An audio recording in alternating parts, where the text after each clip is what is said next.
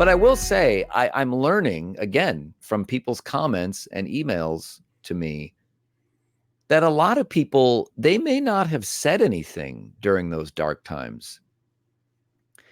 You got to remember, there's a lot of people that don't comment, like me. I don't really comment. I don't really understand the commenting thing. Yeah. There's a lot of people that don't.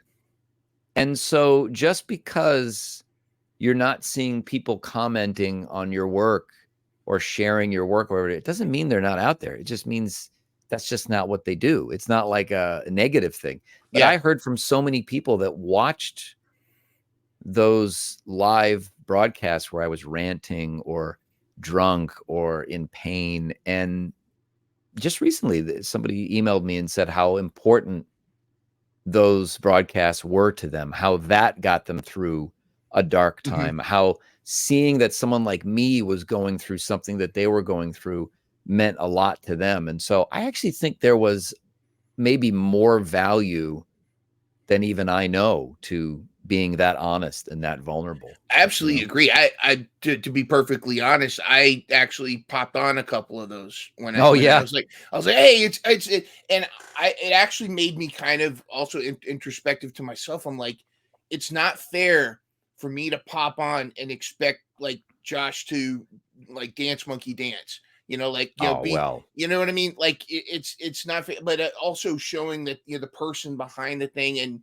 that everybody, not everybody, but a lot of people can go through that. And it almost seemed like you needed to kind of separate yourself and kind of, that was like the journey. And some people, I think when they're at their lowest, they think that's they're going to stay there. But sometimes it's the process. Yeah, and you know, but I do think that I mean, hindsight here, but I think that I personally I would have handled it a little bit differently. I was definitely very harsh with people. So anybody out there listening, if you are one of those people that got caught in the crossfire, I apologize.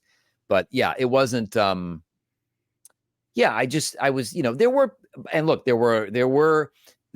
people that, you know, I think there were people that saw somebody in pain and used that as an opportunity to poke the bear and kick someone while they were down. Yeah. There were a lot of people that did that, but I willingly, and this is the important part, I think, I willingly kept going back to that specific live stream platform. You know, it's like,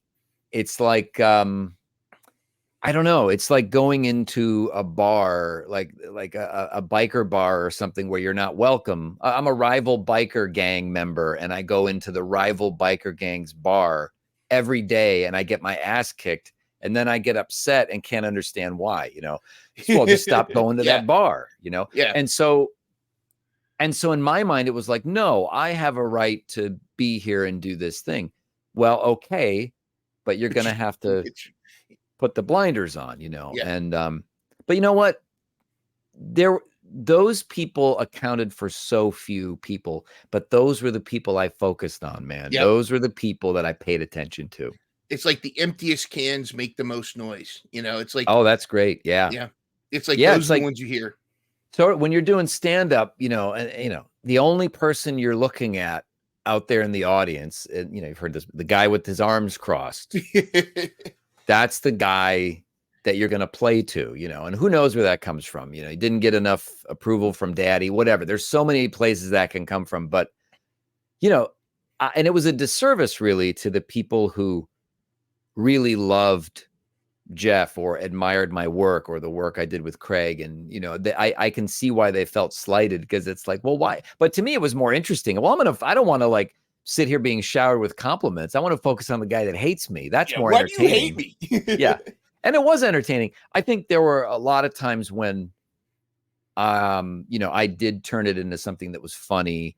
And I think there was some good entertainment value, but for the most part, you know, you don't need to focus on those people.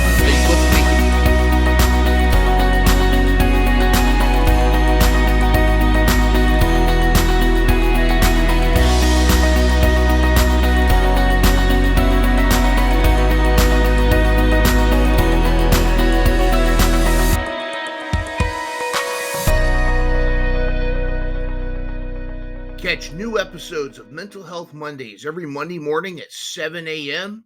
Start your week off with a smile and some inspiration.